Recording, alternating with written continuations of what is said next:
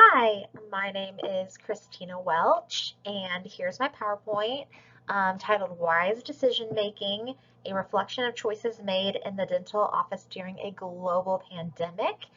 And this slideshow is just going to discuss how the virus affected our office and what I did to try to combat some of those situations and how I failed and what I could do differently if I could go back in time. And it would also apply to other decisions.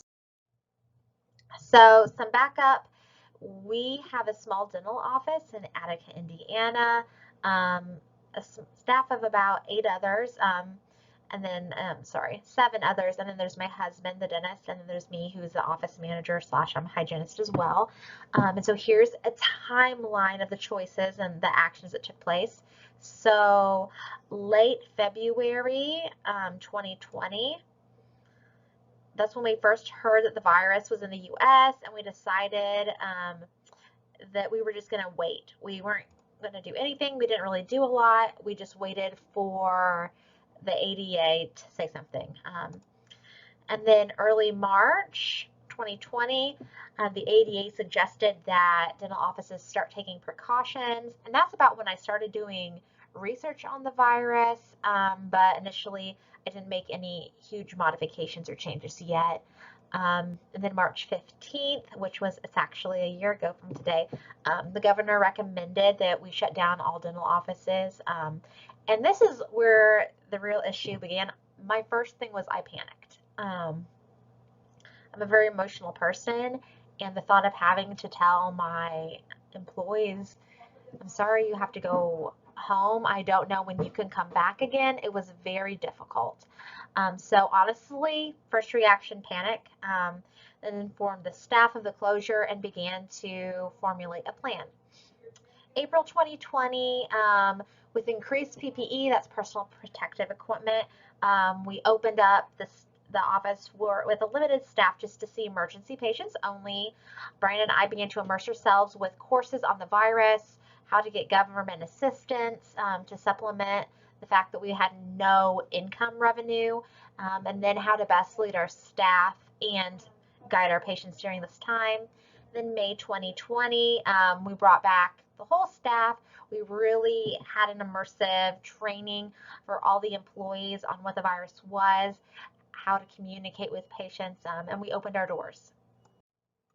So going back to this, if I were to make some changes, I would definitely fall on some of the things that I read during this past week about wise decision making.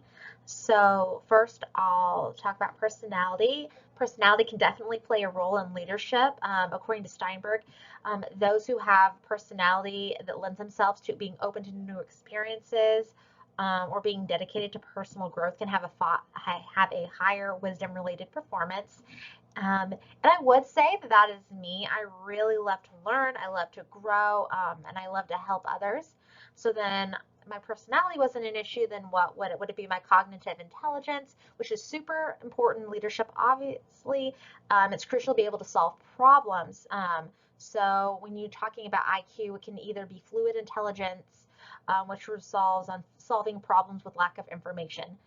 That right there, that's the whole coronavirus. I think that's the way it was for the entire country.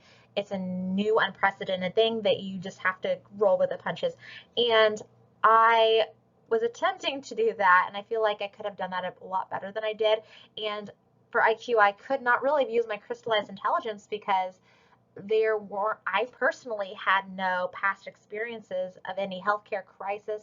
The closest thing that I could dive into research on would have been the AIDS crisis, and I'm young enough to where I wasn't practicing at that point. So I just had to do a lot of research. So when I'm really looking at where it went wrong for me personally, on the leadership aspect, I'm going to say emotional intelligence, because it doesn't matter what my personality is, and it doesn't matter how smart I am, because my emotions were so heightened and my stress level was so heightened. And stress takes over your prefrontal cortex, and it blocks effective decision making abilities. So that in a nutshell definitely is what happened to me. So for this presentation, I really wanted to take a deeper look into emotional intelligence and working through if there's another big event, which likely, hopefully not another global pandemic, but other events will happen. What can I do to help with that? So when we look at emotional intelligence, the psychologist Daniel Goleman came up with a few bullets, a few things you should be aware of. The first is called self-awareness, meaning recognizing your own emotions. There's something called the Johari adjectives, and it's this right here. It consists of 55 adjectives used to describe somebody, and I mean, there are others that you can use, but the first step is saying, how do you feel? You need to, so me, if I would have chosen mine, it would have been nervous. I would have, I mean, with a lot of others, I'm sure it just really upset me. The next is self-regulation, taking the self-control and taking responsibility and keeping calm. Because once you're able to name that emotion that you're feeling, that's the first step in being able to take control. So going forward, when I'm feeling panicked, maybe profits aren't where they should be, what am I going to do? First, reel it in with my emotions. What am I feeling? And then take the control. And then third, talk about the motivation, re-examine my goals, know where I stand and be positive about that. So saying, okay, like, well, these are my goals. This is where I'm at, and I'm going to be positive that I can reach those. And from that point, you can really develop a plan, which makes me feel much more confident. And that's kind of what I went from. There's a crisis, panic, panic, panic. Slowly I began to wind down, whereas if I would have stepped into the self-awareness and regulation stage, I could have gotten to the problem much quicker. Obviously, there's empathy, respecting others, putting yourselves in someone else's view, read the body language. So, really relate to people. This is a big thing. I feel like naturally I'm okay with the empathy part. In social skills, learning conflict resolution, improving communication skills, learning how to praise others based on their own personality.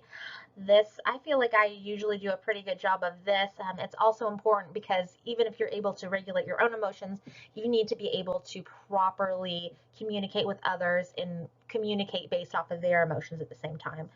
So, summary of this whole PowerPoint for me was I would really like to hone in on my emotional intelligence when it comes to my emotions, the emotion spot, by really working on the self-awareness and self-regulation aspect.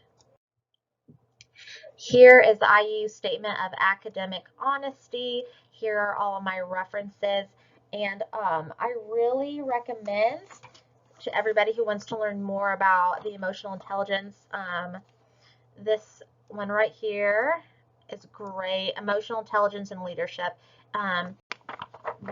Great article. I highly recommend it. It really helped myself, and I'm going to be able to use this method not only at work, but in my personal life as well. Thank you so much for watching.